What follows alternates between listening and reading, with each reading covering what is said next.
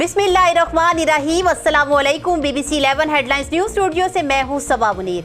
आपको आगाह करें कि वज़ीर आज़म ने तहरीक लबीक पाकिस्तान पर पाबंदी की समरी मंजूर कर ली है। वफाकी काबीना 24 घंटों में सर्कुलर समरी के जरिए पाबंदी लगाने की मंजूरी देगी।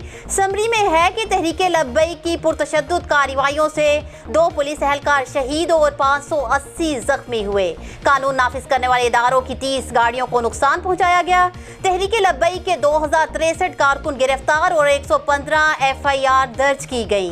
वाज़ेह रहे कि गुज़िश्ता रोज वफाकी वज़ीर दाखिला शेख रशीद ने प्रेस कॉन्फ्रेंस में ऐलान किया था कि हुकूमत ने तहरीक लबीक पाकिस्तान पर पाबंदी लगाने का फैसला किया है और इस पाबंदी का फैसला इंसदाद दहशतगर्दी एक्ट के तहत किया गया है, जबकि इसकी सिफारिश पंजाब हुकूमत ने की थी। न्यूज़ स्टूडियो से फिल वक्त इतना ही। मज़ीद तफसीलात और अपडेट्स के लिए देखते रहिए BBC 11 हेडलाइंस न्यूज़।